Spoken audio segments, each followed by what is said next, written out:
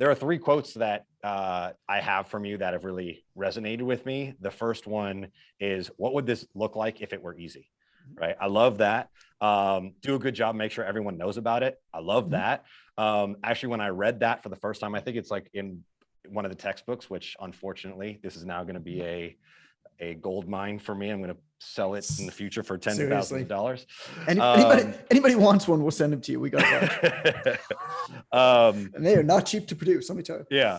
I remember reading that and for the first time having this like guttural reaction of like, holy shit, I don't do a good job. And thankfully nobody knows about it, right? It was the opposite. It was just the imposter syndrome of, I was going to say, what makes you say that? So one of the things that we pride ourselves now in the Garage Gym Revolution, I had this feeling again about 4 months ago, and this goes into the next question that I have for you, where I was passionate about solving a problem for trainers who didn't want to go online when every other business coach and guru was just pushing online training. Right. And the problem that I was solving was, how do you make something from nothing? Right? How do you turn a 900 square foot gym that is just covered in shit into a semi-private personal training gym that can make you multiple six figures a year? And it's how do you crazy do that? the amount of revenue you can get out of a small space. Yeah, when you know it's unbelievable. And not a lot of people knew that. And when I was training, my problem was I started at a big commercial gym in Los Angeles, and I was a yoga certified therapist and a CrossFit coach. And I'm going into trainers that have been there for 10 years and realized, holy shit, I am the stupidest guy in here. And I have no skills, and I need to learn as fast as I can so I can compete. But more importantly, it was so that I could help more people, right? So my first was tactile strength conditioning certification from an SCA, right? After that, it was strong first Giria, which is why you can see all the bells here, right? I love my kettlebells, right? Went after PN1, fell in love with that, fell in love with Berardi, went after PN2. And then just slowly but surely, I realized, oh man, like half of my paycheck is being spent on my education. And I had a really solid roster of clients, but I always felt like I was very Socratic. And I went to UC Santa Barbara here. I was a philosophy major. And I very much am of the idea that all I know is that I don't know. And so I never presumed to have an answer. And so when I read that, I remember thinking like, okay, crap, like, I think I've been doing a great job, but what I do recognize is that I don't talk about my clients enough. I don't share their story. I don't share their wins, and I needed to change that. And I need to continuously get better. All that really hit me with was I need to keep getting better. And that was the same thing that happened with the Garage Gym Revolution was we're in this space where we're going against the grain. Everybody's going online. Everybody's trying to build an online business, or people are serving a higher type niche, like big gym owners, right? Multiple six-figure businesses that are trying to franchise and that kind of stuff. And that's not our model. We help trainers build semi-private personal training businesses. We help small gyms incorporate semi-private personal training business into their studios, like pretty simple. And we do it very well, but how are we doing it differently? And what I recognized was the things that made me good, the things that made me successful were not marketing and sales. Like, I can talk to anybody and I can sell most people, especially when it comes to fitness. But the reason why I was able to get good at that was because I sucked at it for so long, and because I worked harder for so long, and I tried to grow in directions that made me uncomfortable for so long. And so about 3 months ago, we started incorporating our hands-on and our copywriting clinic. And that was just like, hey, you guys don't know how to assess people, it means you don't know how to talk to people, right? You can't sell people on bullshit. Either if you're really good at it, that's good, but you're not the kind of people that work with us. Really what you need is the skills to be able to understand, all right, you got somebody who's complaining about ankle pain, neck pain, hip pain, back pain, like what questions you ask them, right? How do we ask the right questions? And so we started to incorporate our hands-on element to our program. And that's where I found my purpose and passion finally meet. I was like, oh, that's right. I'm helping people get better, not just build better businesses. And so this leads into the question after that little rant of A, gratitude, and B, feeling like I'm finally in a place where I'm comfortable about what I'm doing. You for sure have seen an explosion in the online trainer, build your business, and guys in front of Ferraris and that kind of shit. What has been as you've watched from 10,000 feet away, as you've been traveling all over the world for these past couple of years, what has been your thought seeing this stuff pop up more and more regularly? want to tell you a story first. Please do. Going back to marketing and building business and how it doesn't have to be online, and how if you understand the littlest bit about online marketing and leveraging new technologies, you've got a massive advantage as long as you know how to do it in a personal way. And the story that I have to tell is my wife, Allison, had this idea for this business that she wanted to start. And it was a crafting business. She loves crafts. I mean, she's a naturopathic doctor, but she loves crafts. And so she wanted to do this crafting business, and it was this box subscription business, right? And so she did what she should have done, right? She did the smart thing. She created a really nicely branded Instagram page. She worked her butt off on content. And she wrote great content. Then she looked up hashtags related to these types of things. She found other people who were really interested in this. She networked with them. They started following her page. There were a number of other companies in this space, not exactly doing what she did, but had the same kind of customers. So she bought their products, she made them, she tagged them in it.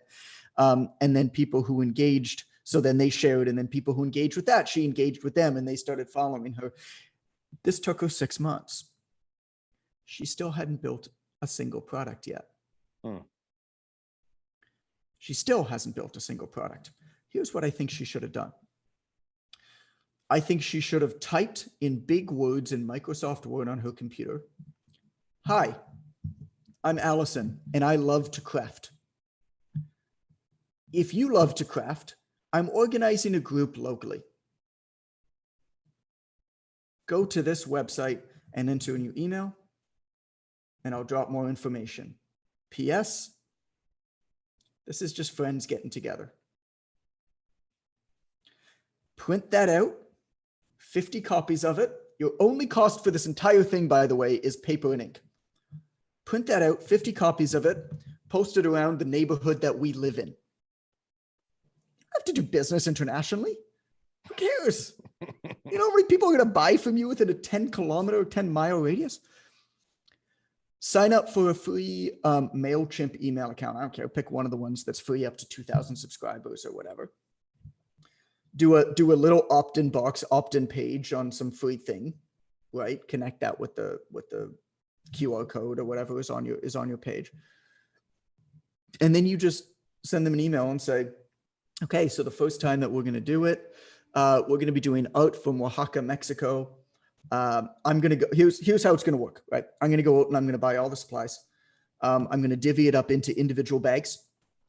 And we can do it one of two ways. If you want to get together and do it, we're going to do it in the park, right? If you don't feel comfortable, if you want to be more distanced, you can do it yourself. We'll live stream it on Zoom at the same time. To help cover costs and time, each bag is going to be just $20. So you have until this date to let me know if you're in. Here's where you can send me $20. And I'll have all of the bags ready, at my house to pick up in front of our garage with your name on it, and you can just come by and pick it up and then get together at this point. That's it. She's getting paid before she does any work. These arts and crafts are going to cost her $2 a bag to put together. She's making 20. She's testing her idea. People are making really beautiful things. And then they're going to tell friends about it. And then it's going to start from there. And then friends are going to, they'll post it on their Instagrams and stuff like that, or their Facebook, or they'll tell people who live out of town. And then Allison can start mailing the bags. Like, this is how this shit works, right? Human to human. It's the same type of thing. Allison loves to work out. So she works out in our garage in the morning. We don't have much equipment. We've got a bench and some adjustable dumbbells. One day, a neighbor walked by and saw her working out, so Allison invited her in. That neighbor just happens to talk a lot. So she invited a whole bunch of other people. Now Allison has a text message group with 10 neighbors. Every morning when we're in Toronto at 7 a.m., there's a group of 3 to 5 women in our garage. These women have canceled and fired their personal trainers. Wow. To show up and do whatever Allison says in the morning. Allison doesn't charge for it, but they keep telling her that she should. And she's not going to. She might do some charity thing next year, but she's not going to. And if Allison wanted, she could easily turn this into a business. and she could fill her clientele with one text message, right? Human to human. So how do you do that again for a gym? You do the same thing with a note. Hey, we're working out in the park this weekend. Like, just come hang out, right? And especially with garage gyms, I found, you can tell me if I'm wrong, but I found that people are a little bit hesitant perhaps to come to somebody's house before they really know them. And so finding some neutral spot first to get to know them before you bring them to the back of your house in your garage. That was my big hesitation when I started my gym, because I think I told you earlier, we are in a very unaffluent area in Los Angeles. So, you go around the corner, there used to be like a crack house right around us. And so my biggest thing was having, I was always good at building a business organically, right? I went from 0 to 36 in about 3 months, all one-on-one clients, had my books full, was working 60+ hour weeks before I switched to semi-private. And so when you have that kind of like, hey, like, this guy's got a gym in his backyard, don't worry, he's legit, like, that's okay. But now with cold traffic, the communication skills have to be a little bit different. And I'm giving you a longer answer than you need, but that was the first hesitation that I had. And a lot of hesitations that some of my clients have, was like, how do people feel about going to your house? And it's like, the moment you treat it like it's a house and that it's their house, and you are welcoming them into your home by showing them the bathroom, showing them like where they can put their coat down, offering them coffee, giving them those micro gifts, all of a sudden it becomes a very comfortable and different experience than going to the gym.